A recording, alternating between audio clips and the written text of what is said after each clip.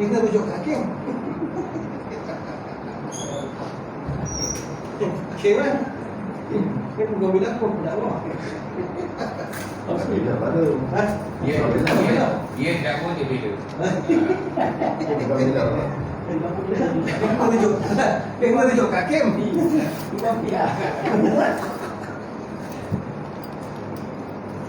dah pusing dia tu. Kanan dia tu. Boleh. Dulu saya kata ni. Dalam tu. Oh, seliwi keluar atraksi.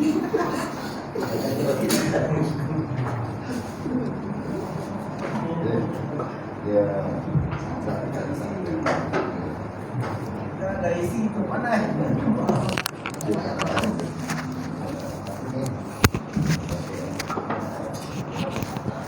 InsyaAllah.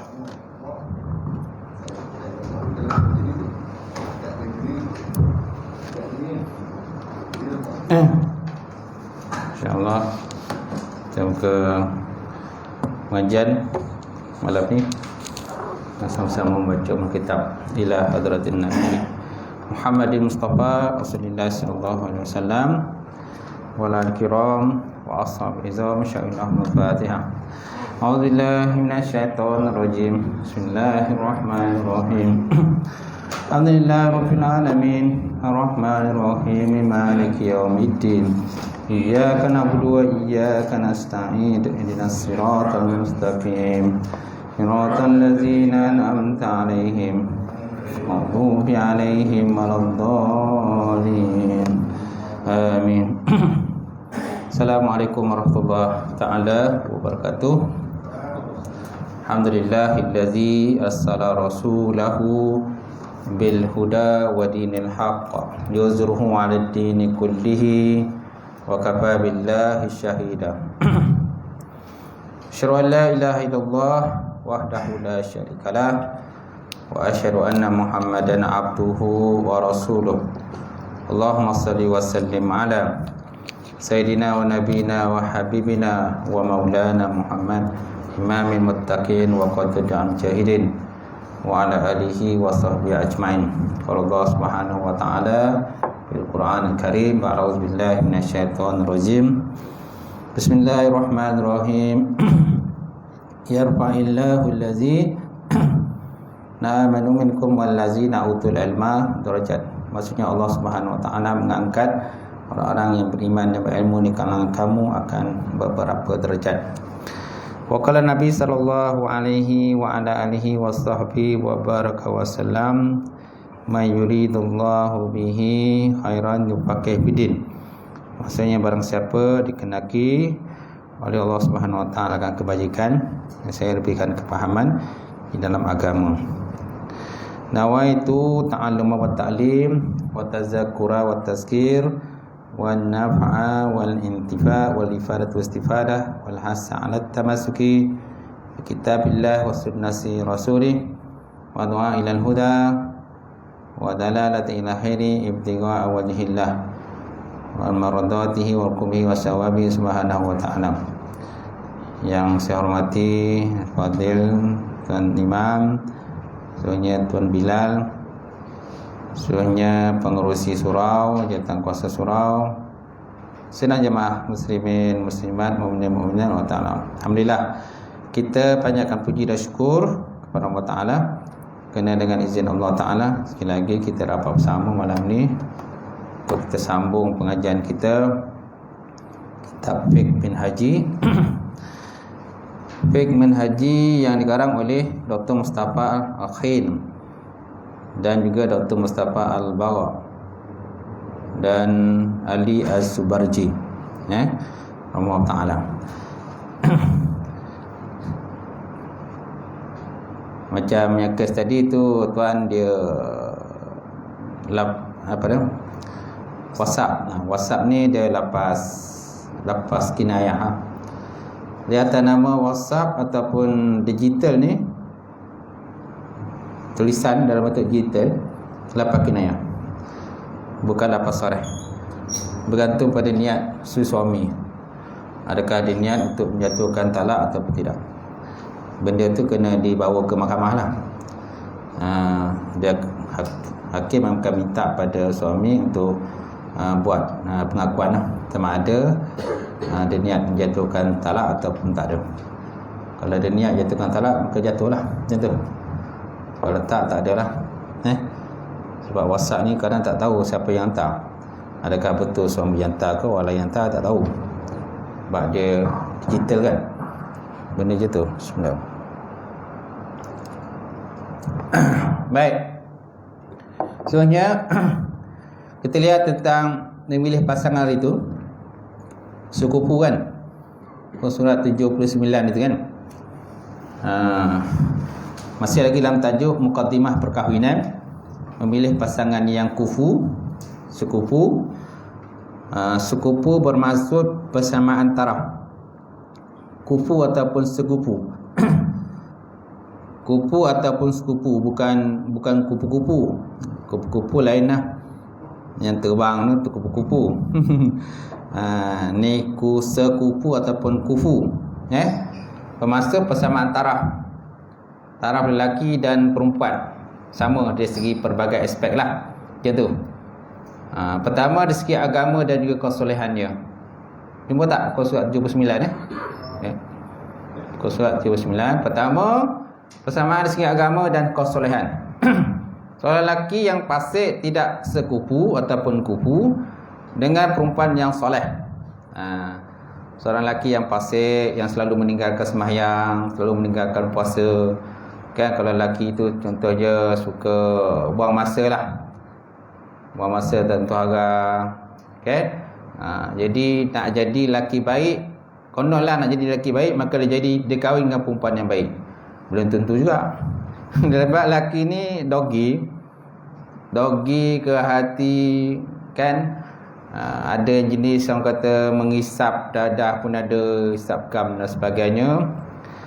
Jadi nak kahwin dengan perempuan yang soleh kan, konon nak supaya dia jadi soleh lah lelaki tu. Belum tentu juga. Tentu juga.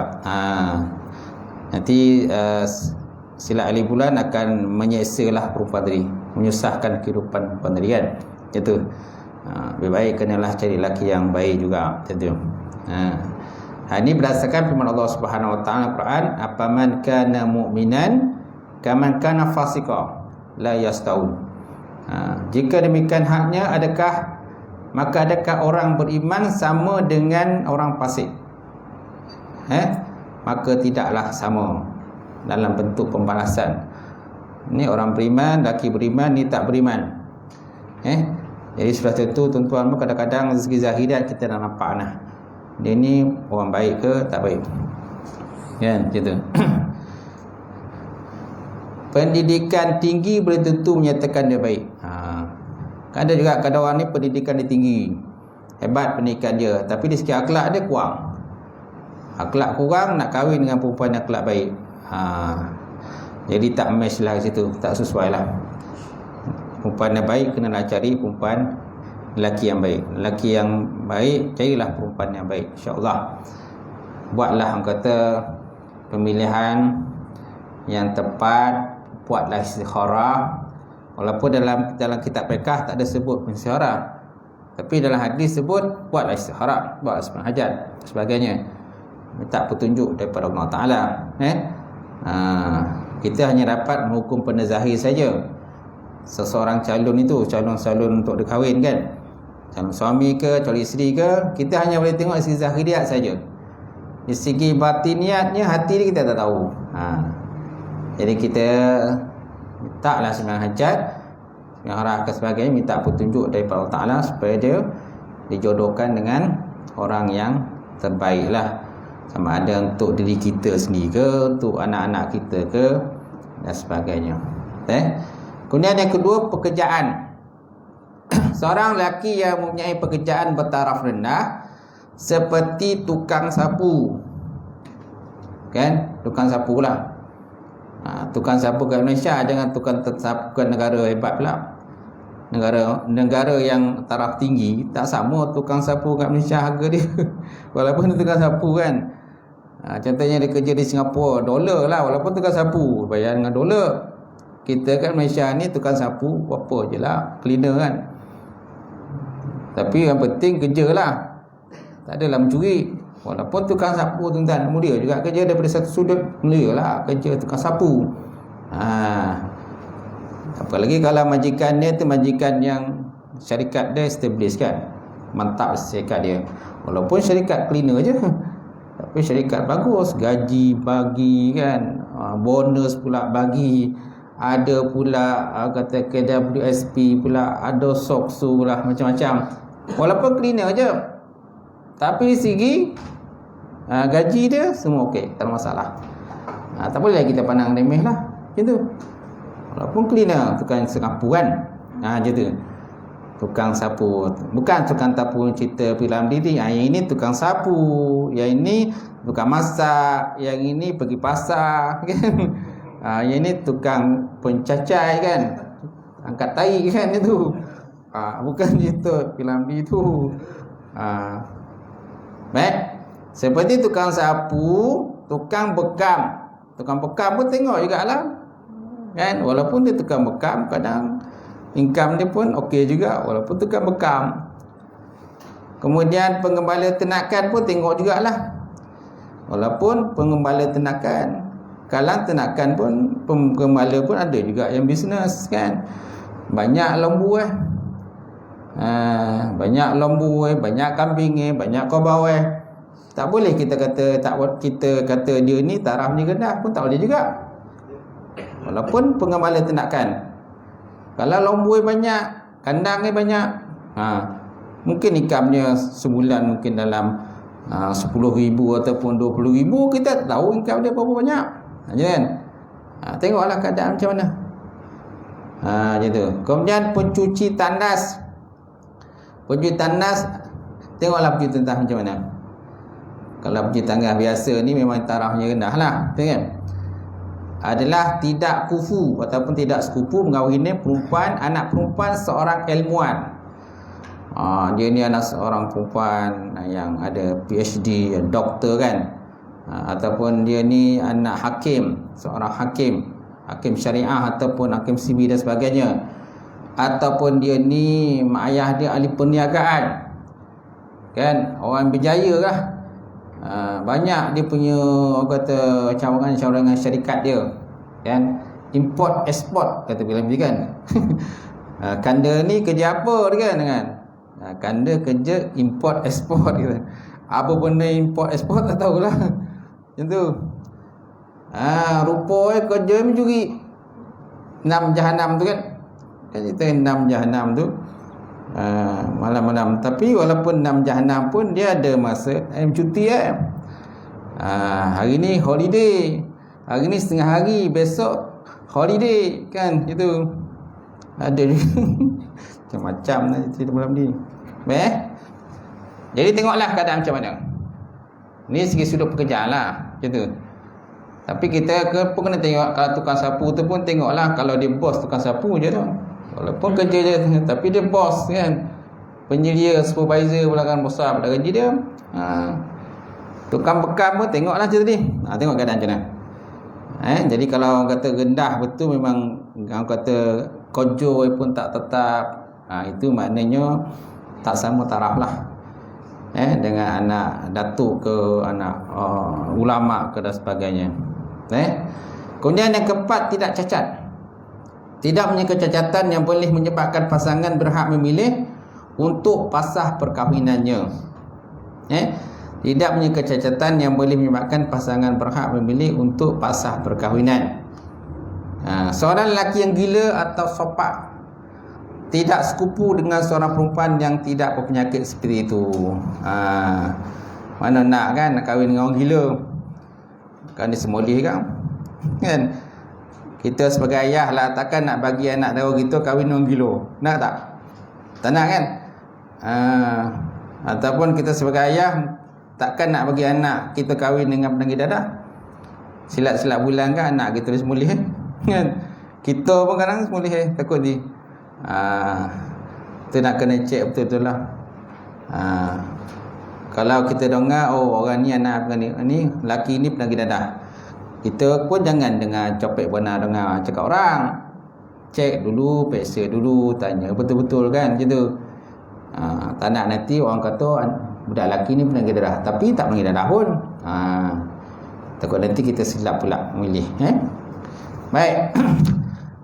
Kupu adalah perkahwinan adalah hak isteri. Nampak?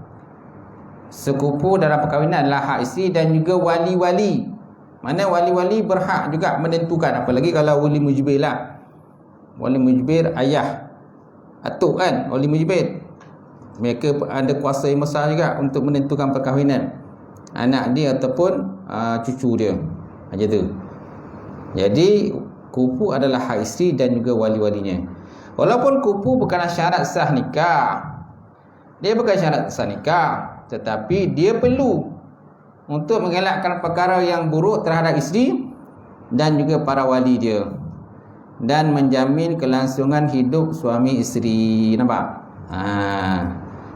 Kalau gaji tak tally pun masalah juga. Isteri gaji sampai 10,000, suami gaji 1,000 je. Mana nak tally kan? Sebaiknya biarlah isteri suami itu gajinya 10,000, suami isteri itu suami 10,000, isteri gaji 1,000. Okeylah.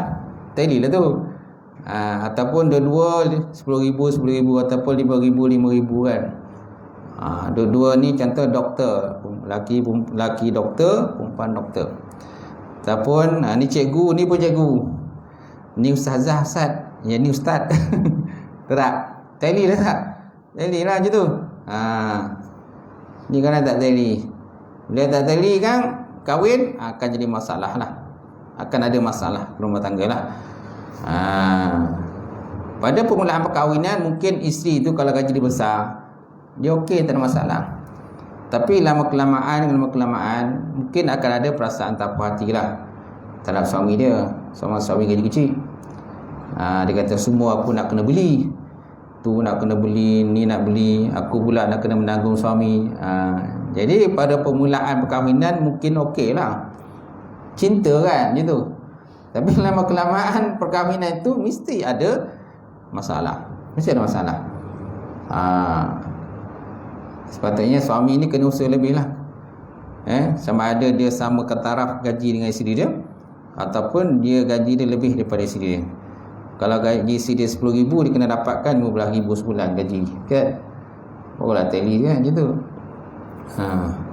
Ataupun mungkin tak boleh menyamai gaji isteri, tapi sedikit sekurang-kurangnya hampir sama lah.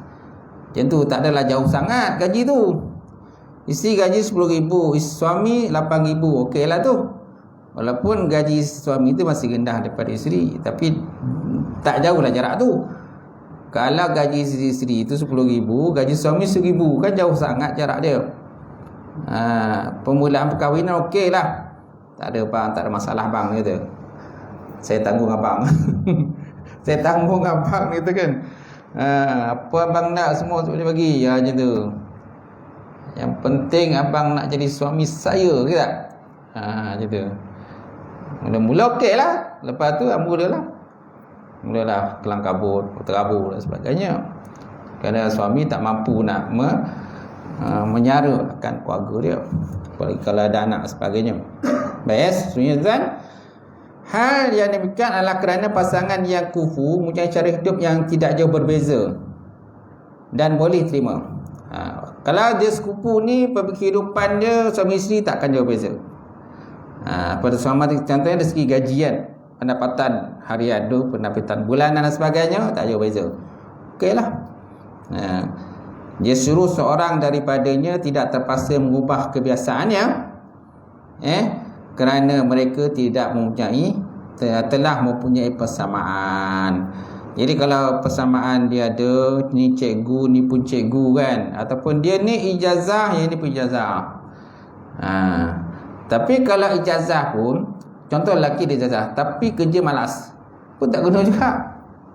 Mana nak orang kata perempuan bersuamikan dengan suami yang pemalas, walaupun suami itu ada ijazah, ada sarjana dan sebagainya kan, tapi kerja malas, pun tak jadi apa juga.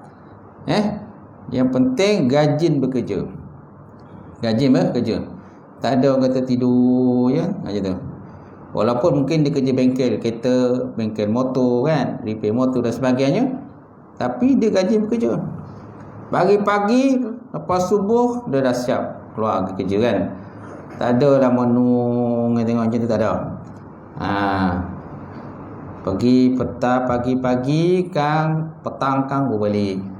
Mana bawa kerja? Ini asyik di rumah ya kan, isteri keluar bekerja. Ni masalah kan. Tapi kalau ada redha nak macam mana? Saya kata aku redha je lah, walaupun suami aku tak bekerja. Dia kerja jaga anak lah kata. Dia jaga anak, dia uruskan rumah tangga, dia masak kan, dia masak, lepas tu dia basuh baju, dia sidai baju kan, dia mengemas rumah, semua suami dia buat, isteri pergi bekerja. Kan? Macam cerita P. Ramli tu lah, apa tu, kau dah masak kata. Kau dah masak. Nanti apa kipas apa tu, siapa nama tu pelakon tu, Kipas lipas kan. Kipas lipas kan. Kau dah masak kata. Kau harapkan kau masak, memang aku tak makan lah kata kan. Macam tu. Kelakar je tu kan.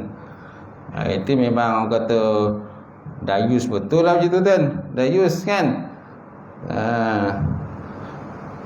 Bukan aku nak jaga engkau je dia kata. So, kalau dia tanya bila kau balik dia kata. Kau tanya aku lah bila kau balik. Kadang aku tak balik dia kata. Kadang aku tak balik. Kadang aku tak balik dia kata. Isi kata kadang aku tak balik. Mana dia balik? Tidur mana? Kan. Jadi tunggal langgang lah rumah tangga tu. Tu yang akhir jadi bercerai tu. Tu yang jumpa film di semua tu, do re mi tu dia jadi cinta re mi. Namun bakaisi dan wali boleh menggugurkan syarat kubu, nampak? Namun bakaisi dan wali boleh, dia kata boleh menggugurkan syarat sekupu. Tak nak sekupu ni. Mana macam sekupu ni macam orang kata nak jaga standard sangatlah macam tu. Ataupun mungkin nak orang kata yalah sekupu ni maknanya macam tengok pada lebih pada orang kata material lah, saya kata material kan, saya kata sekupu.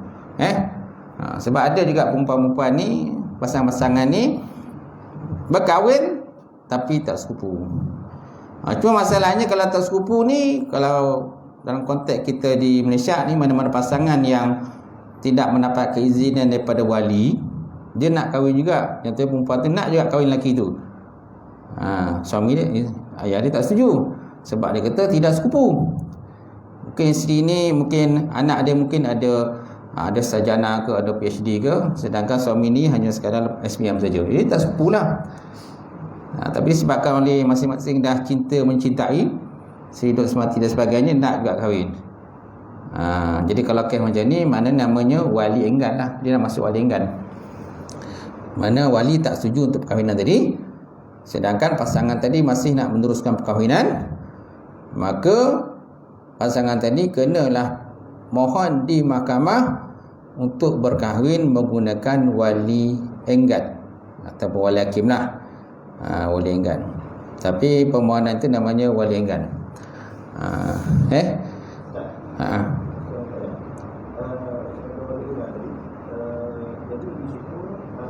Kuasa wali, kata wali, wali sebenarnya lebih berkuasa. Dia yang menentukan kehidupan anaknya. Kalau dah wali tak setuju, tapi menggunakan kuasa wali kan, menggunakan wali itu menggunakan kuasa wali. Hakim nanti dia akan panggil juga wali. Dalam pembicaraan mahkamah, hakim mesti panggil wali. Dia tak boleh tak panggil. Dan hakim juga akan mendengar keterangan daripada wali. Dan hakim juga akan mempertimbangkan kan kenapa wali itu tak setuju. Hakim tak ada terus buat keputusan bila perempuan tadi mohon kebenaran mahkamah wali hakim tanpa memanggil wali. Dia tak panggil, dia mesti panggil. Kalau tak panggil, kalau dah panggil tak datang, dia akan postpone. Dia akan tangguh perbicaraan. Dia akan panggil lagi, minta supaya wali itu datang ke mahkamah lah macam tu. Kalau seandainya hakim berpuas hati bahawa alasan yang diberi oleh wali itu tidak mana tidak relevan lah. Tidak sepatutnya alasan itu dibuat, kenapa dia tak setuju kan, maka hakim akan menggunakan kuasa dia lah, menggunakan perintah, boleh berkahwin menggunakan wali hakim ataupun wali enggan lah. Wali hakim boleh lah dia kahwin macam tu. Jadi kuasa wali itu dah jatuh pada hakim lah. Kuasa wali itu dah berpindah kepada hakim. Asalnya ayah dia sebagai wali dia, tapi oleh ayah dia enggan menjadi mengkahwinkan sebab kalau enggan, maka kuasanya jatuh pada hakim. Hakim pula akan perintah kepada pejabat agama untuk menikahkan pasangan tadi. Gitu. Kalau tak ada perintah pada mahkamah, memang kita tak kahwinkan lah. Pejabat agama tak kahwinkan. Dia mesti ada surat perintah mahkamah membenarkan pasangan itu berkahwin. Macam tu. Boleh, Imam? Orang wali yang masuk dia kata dia boleh juga nak kahwin anak dia untuk masyarakat. Sebab dia kenal budak lelaki ni. Memang dia ada terlibat dengan keadaan lah. Jadi itu dia tentang sampai dia kata. Bila dia tentang dia tak nak kahwinkan, jadi anak dia ni mungkin buat aduan ni mohon mereka orang untuk mohon wali hakim. Tapi bila ke mahkamah boleh berkenalan untuk berkahwin menggunakan wali hakim. Saya yang menikahkan. Takkan bapak dia tak setuju. Dia kata sebab saya tahu siapa budak lelaki ni. Sebab saya bapak dia, kata saya wali. Saya yang menentukan anak dia. Anak saya boleh kata. Dengan siapa dia boleh kahwin. Tapi mahkamah dah putuskan menggunakan wali hakim. Dia tak masuk. Yalah. Kena aku lah. Sebab kalau dia tak kahwinkan nanti, dia akan ada efek lain pula.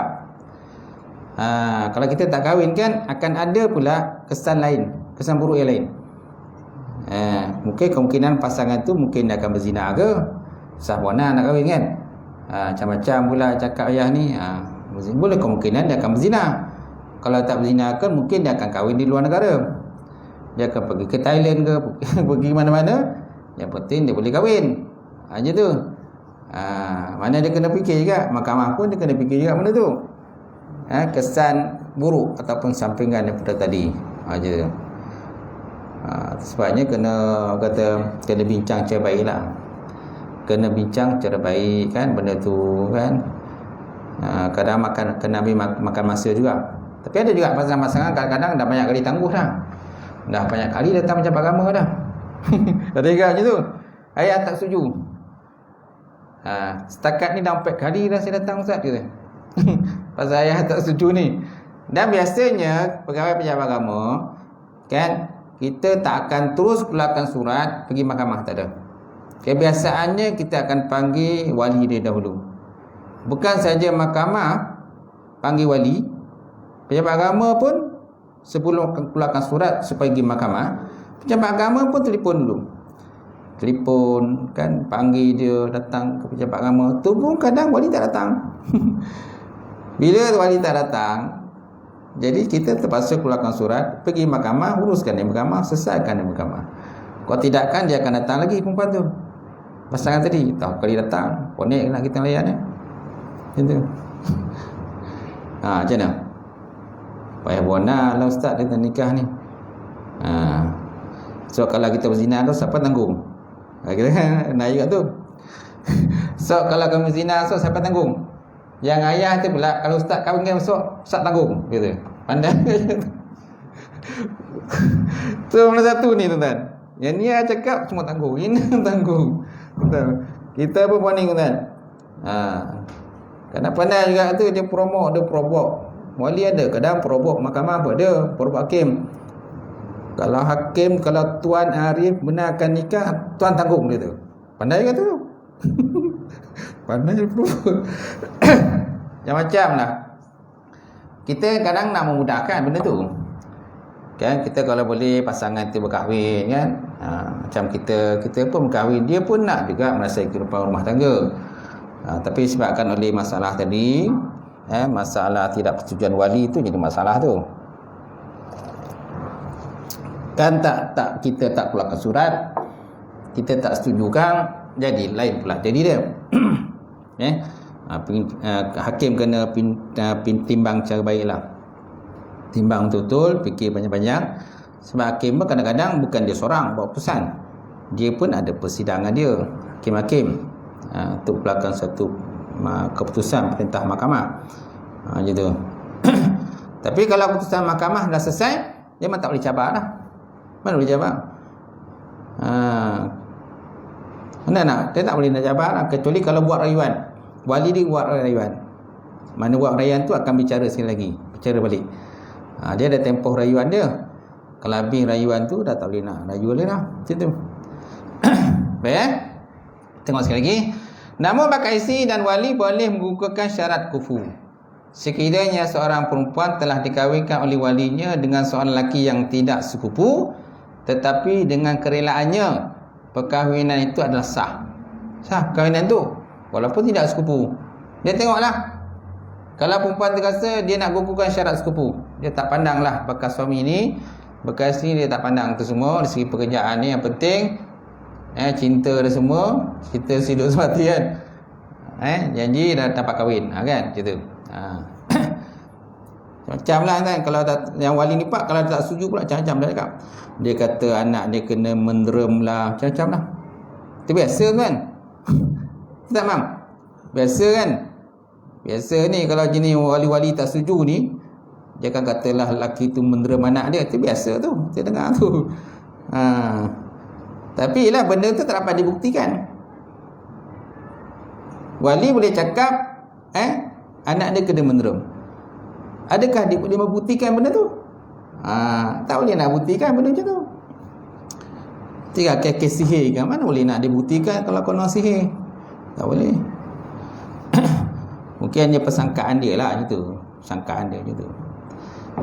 Baik. Hal ini adalah kerana kupu merupakan hak perempuan dan juga walinya. Sekiranya mereka reda menggugurkannya, maka ia tak perlu dipertikaikan. Kalau setuju dua-dua, tak payahlah sepupu-sepupu ni leceh lah. Macam tu. Macam yang berlaku pada kisah Julaibib pada tu kan. Ingat tak kisah Julaibib tu? Di mana Julaibib ni hari tu, maknanya dia seorang yang dia ni anak tak sah taraf. Boleh katakan tak sah taraf. Julaibib ni, dia ni pula pemuda yang hitam, pendek kan, muka tak lawa, tak cantik, tak handsome lah, tak kacak lah muka dia. Lepas tu Nabi nak jodohkan dia dengan seorang anak kata pemimpin Ansar, anak seorang biasa yang perempuan cantik lawa. Macam tu Nabi nak jodohkan lah gitu. Ayah perempuan tu tak setuju. Perempuan tak setuju, mak dia pun tak setuju, tapi anak yang pula setuju. Anak perempuan yang setuju tuan-tuan. Akhirnya kahwinlah Julaibib tadi dengan perempuan tadi. Sepakat perempuan tu memang setuju. Tak kisah sebab apa, itu pilihan daripada Rasulullah SAW. Ayah dia ingat Nabi yang masuk Minang untuk diri Nabi, rupanya bukan untuk Nabi. Aku datang Minang ni bukan untuk aku, tetapi untuk Julaibib. Julaibib ni seorang pemuda yang tak cantik lah, awal, pendek, hitam, logam dan sebagainya kan. Lepas tu harta pun tak ada, keturunan ni pun tak dapat dipastikan keturunan dia ni sah taraf pun tak sah taraf dan sebagainya, tak dapat. Akhirnya kahwin juga dengan Julaibib perempuan tadi, perempuan cantik tu. Baru beberapa hari berkahwin, lepas tu datanglah perintah untuk pergi berperang. Bila datang perintah pergi perang, maka Julaibib pun terlibat pergi berperang. Dalam peperangan itu Julaibib mati syahid, terbunuh dalam peperangan tadi. Dan itulah kisah dia tentang Julaibib. Walaupun dia itu makna kalau ikutkan tak sepupu pun. Yang ini anak kata pemimpin Quraisy, pemimpin kata golongan Ansar, cantik pula lawa. Yang ini tak lawa kan, tak handsome, tak macam Pinang apa tu? Pinang apa tu? Pinang di belah dua kan? Pinang di belah dua. Kalau pinang mula-mula apa yang nampak? Sama taraf kan? Sama taraf lah, kamu kancak lawa kan itu. Mana jadi tak ada lah orang kata macam pinang dibelah dua tu. Kan? Baik. Ini berdasarkan hadis qala Nabi sallallahu alaihi wasallam takhayyaru linutfatikum wa ankihu akfaha wa ankihu ilaihim. Maksudnya pilihlah tempat yang baik untuk meneruskan keturunanmu dan kahwinkanlah mereka yang sekupu dan kahwinilah mereka. Ada soalan sebelum saya masuk yang seterusnya tu? Ada tak? Tak ada Baik. Seterusnya mengahwini anak dara. Mengahwini anak dara. Maksud anak dara ialah perempuan yang belum pernah berkahwin. Belum pernah kahwin. Walaupun mungkin dia dah ada berlaku persetubuhan tu. Sebab dalam borang tu, kalau dalam borang biasanya kita letak apa? Kalau perempuan tu dah hamil, biasanya kita tetap anak dara lah. Kita dah tetap letak dalam borang itu perempuan tu anak dara walaupun dia dah mengandung luar nikah. Disebabkan dia belum pernah berkahwin, maka dalam borang tu dikatakan anak dara. Ada juga perempuan yang dah hamil dia datang jabat kamu nak nikah. Biasanya perempuan-perempuan yang dah pasangan-pasangan dah terlanjur lah. Dah terlanjur. Bila datang jabat agama tu, Ustaz, boleh tak Ustaz? Tolong Ustaz, bantulah Ustaz gitu. Boleh tak cepatkan perkahwinan ni, boleh tak? Kan? Tu kalau pasangan tu dah terlanjur tu. Ada yang kadang dah 3 bulan, ada yang kadang dah 4 bulan. Ada yang dah 8 bulan dan sebagainya kan. Macam tu. Dia konon nak nikah cepat tu, konon nak nasabkan anak tu pada dia lah. Tapi tetap juga tak boleh nasabkan anak tu pada dia kan. Tak boleh dah. Pada terlanjur je tu. Dah ada persetubuhan luar nikah. Nak cepat sangat pun tak boleh juga. Sebab borang pun kena lengkap. Walaupun dah hamil luar nikah, nak kahwin, nak nikah copet, tak dapat juga nak nikah copet. Sebab dokumentasi kena lengkap. Kalau dokumentasi tak lengkap, wali entah mana-mana, kau nak kahwin kan? Mana-mana wali. Siapa wali dokumen dah lengkap, semua dah lengkap, baru boleh berkahwin, baru dikahwinkan. Macam tu. Macam kamu dah tahu kan? Imam dah tahu, kamu dah tahu. Dia mengandung keluar nikah. Jadi tidak ada tindakan sebelum pernikahan. Tindakan? Pasangan itu mau kuasanya tindakan? Dah jelas dah benda tu kan? Maksud kan kita baca hadis tu, apabila perempuan itu yang ubahlah dengan tangan. Perempuan pada saya, pandangan saya, bila orang berpuasa ketika tu, tetapi tidak ada pernah dia ambil tindakan. Kita serahkan pada muat kuasa. Itu bukan bidang kuasa kita. Yang untuk nikah hanya menguruskan pernikahan saja. Untuk macam nak buat pendawaan ke, nak saman ke, itu bidang muat kuasa. Kita akan hantar laporan lah, laporan dan sebagainya, pasangannya telah pun hamil dan sebagainya. Itu terserah pada muat kuasa pula. Bukan bidang kita lah. Tugas kita hanya mengahwinkan, menikahkan secepat mungkin pasangan itulah. Sebab nanti takut nanti akan berlaku benda yang lagi tak elok. Macam tu. Kalau tak nikahkan, mungkin anak tukang dilahirkan, dia tak buang mana-mana. Dia buang mana-mana anak kan, campak mana-mana tak tahu. Banyak kes itu. Sebab tak nikah. Nak payah bona nak nikah hari kan. Ambil kau, buang. Ataupun dia digantung ke pagar surau ni. Tengok anak siapa ni. Gue itu Sebab biasanya okey je saja.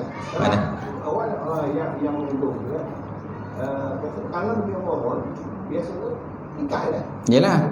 Nikah tetap nikah. Dia kata tengok kata.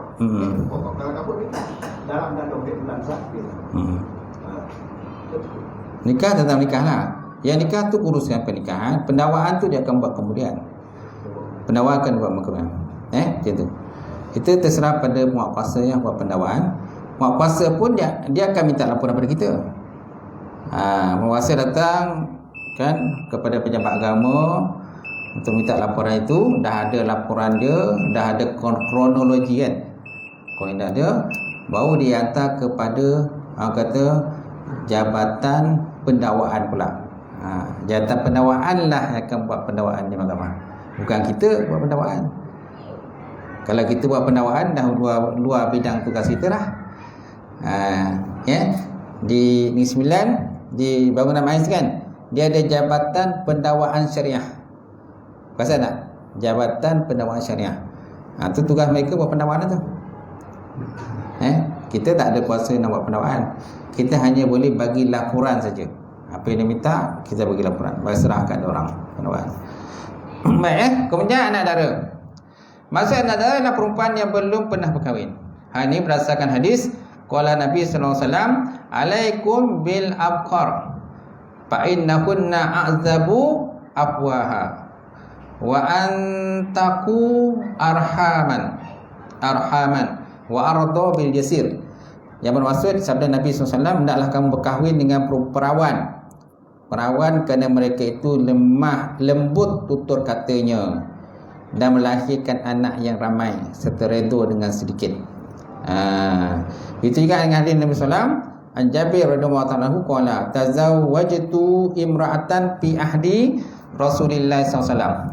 Palaki tu Nabi sallallahu alaihi wasallam, faqala ya Jabir tazawwajta. Ya Jabir tazawwajta? Qultu na'am. Qala bikran aw saiban? Qultu saiban. Sayyib ataupun saiban. Kan dalam borang dulu kan dia ada tulis sayyib. Pasal tak? Borang yang spam tu dia tulis sayyib. Yang kemudian ni saya rasa tak ada dah. Dah tak ada perkataan sayyib tu, tak ada. Dulu ada sayyib. Untuk orang pemanah nikah tu. Qala fahalla bikran tu'alibuha. Qultu ya Rasulullah, inna li akhwatin fahashitu an tadkhula baiti wa bainahunna. Qala fazaka izan innal imra'ata tunkahu ala diniha wa maliha wa jamaliha fa alaika bizatid din taribat yadaka. Atau kama qala Rasulullah. Yang maksudnya bahawa daripada Jabir radhiyallahu ta'ala anhu, aku telah berkahwin dengan seorang perempuan pada zaman Rasulullah sallallahu alaihi wasallam. Aku menemui Nabi, lalu baginda bersabda, ya Jabir, kan tazawwajta? Wahai Jabir, adakah engkau telah berkahwin? Qultu, aku kata, na'am, ya, aku dah kahwin. Qala bikran aw saiban. Dia seorang janda ataupun anak dara. Okay? Kau kahwin anak dara ke janda? Kalau janda pun anak bapa. Kan? Kau kahwin anak dara ke janda? Lalu Jabir menjawab, dia seorang janda. Janda kan? Kolah kan? Saibun tu janda lah. Saibah. Kolah, maka Nabi pun bersabda, kenapa engkau tak mengahwini anak dara supaya engkau boleh berguang senda? Aku menjawab, wahai Rasulullah, aku mempunyai beberapa orang adik-beradik perempuan dan aku bimbang dia akan mengganggu hubunganku dengan adik-beradik perempuanku. Mungkin ada akan clash lah. Kalau dia pilih anak dara, mungkin akan clash lah dengan adik-beradik dia. Tak tahulah kenapa, mungkin ada sebab-sebab lain lah. Kalau pilih anak dara, mungkin akan clash adik-beradik dia. Jadi dia pilih janda. Janda. Kan? Golak kenapa?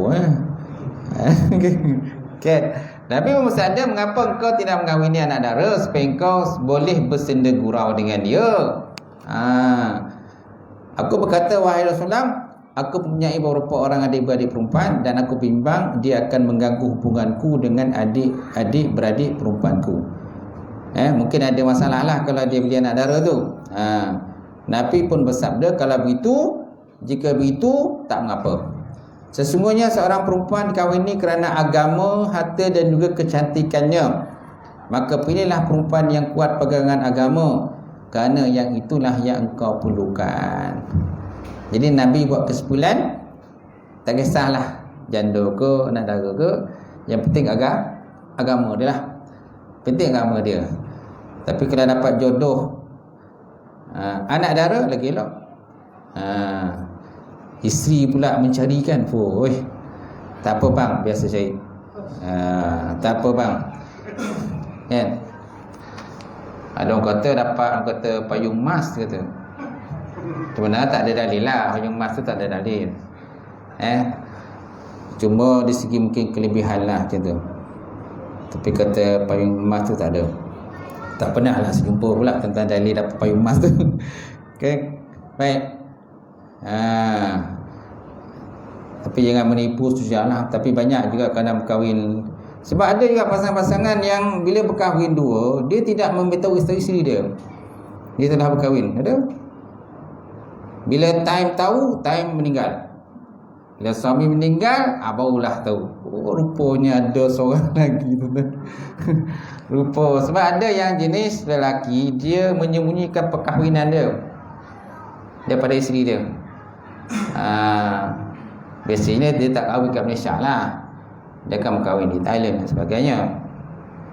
Balik ke Malaysia, lepas tu dia menyembunyikan perkahwinan tu. Sebab ada kes-kes yang berlaku itu, kan? Bila dah suami sakit ataupun suami terlantar di hospital ataupun suami meninggal, masa itulah akan muncullah watak-watak yang tersembunyi sebelum ni. Isteri kedua, isteri ketiga, rupa aku ingatkan satu, rupanya tiga kan. Rupa tiga, datang dua lagi isteri dia, tengok suami yang sakit. Ada belakang kes macam tu kan. Bila sihat dia menyembunyikan, bila sakit dah tak apa sembunyi dah. Dah tak apa sembunyi. Saya bulan pegang lah. Kalau tak pegang okey juga lah. Takut jadi batu peperangan dunia ketiga ya, kat hospital. Macam tu. Maka pilihlah perempuan yang kuat pegangan agamanya, kerana yang itulah yang engkau perlukan. Sunat pasangan itu anak dara yang belum pernah berkahwin. Nampak? Sunat mencari anak dara yang belum pernah berkahwin, kerana jiwa manusia sememangnya senang bermesra dengan pasangan yang belum pernah dipunyai. Dan banyak juga perempuan-perempuan ni mencari suami orang kan. Suami orang. Kemudian istilah, satu lagi istilah merampas suami. Ini sebenarnya istilah tu pun tak betul. Betul tak kita kata merampas suami? Tak ada kan?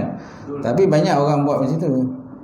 Kalau dalam TV dan cerita drama-drama kan sebutnya tu merampas suami kan. Dia kalau memadu tak bukan merampas suami. Kalau memadu ni berkongsi suami. Bukan merampas suami. Macam tu. Tapi banyak perempuan menghighlightkan perkataan merampas suami.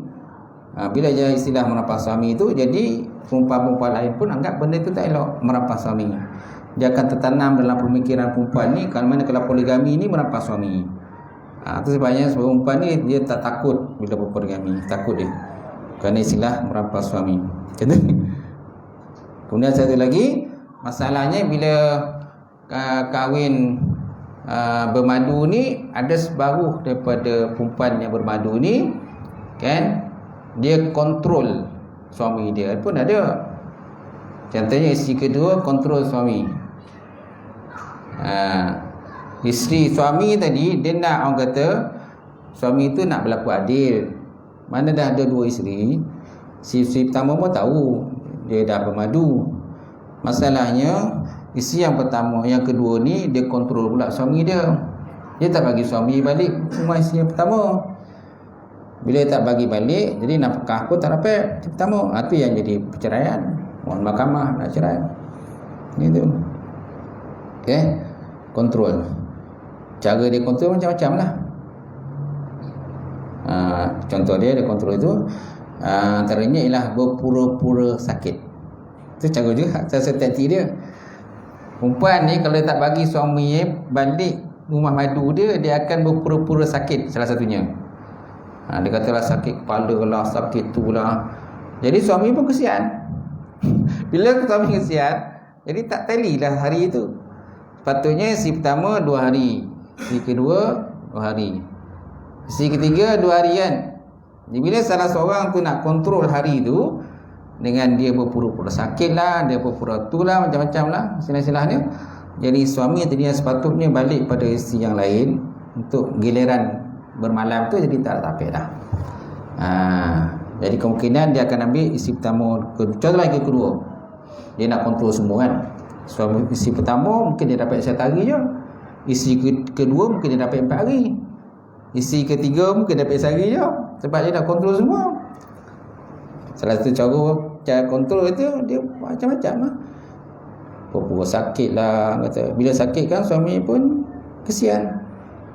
Akhirnya giliran bermalam untuk yang lain tu dah tak baik, sebab nak fokuskan pada dia. Sedangkan dia tak sakit pun. Taktik perempuan tu dah tahu tu. Tanya perempuan, kata dia. Taktik dia supaya suami tak balik ke rumah maju dia, minta suami tu berada depan mata dia saja. Ada juga macam tu. Macam-macam kan orang bermaju ni. Baik. Habis tu saja saya rasa perkongsian kita. Akan datang kita masuk lagi mengahwini perempuan yang subur. Satu lagi nak beritahu berkenaan dengan takmir ni.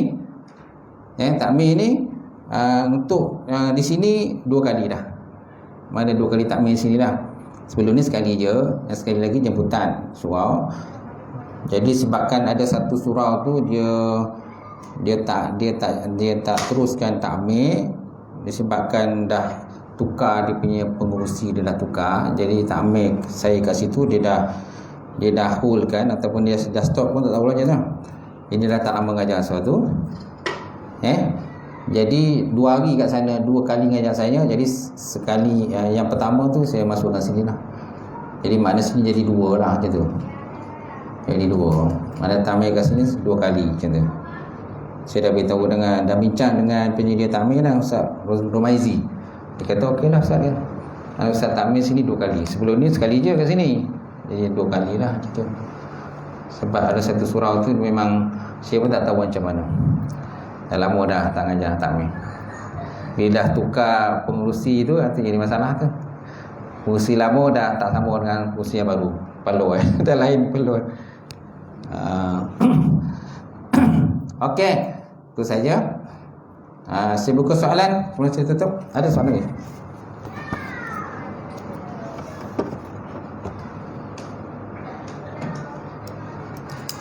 Tak ada? Tak ada. A'udzubillahi minasyaitonir rajim. Bismillahirrahmanirrahim.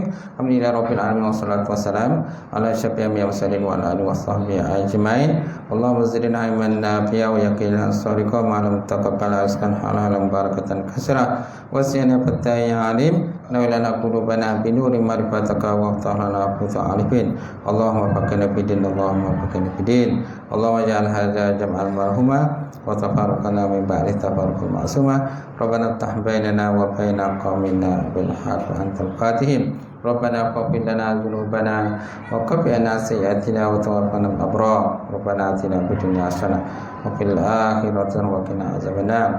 Subhana rabbika rabbil izzati amma yasifun wa salamun alal mursalin. Alhamdulillahi rabbil alamin. Qabarallahu minkum.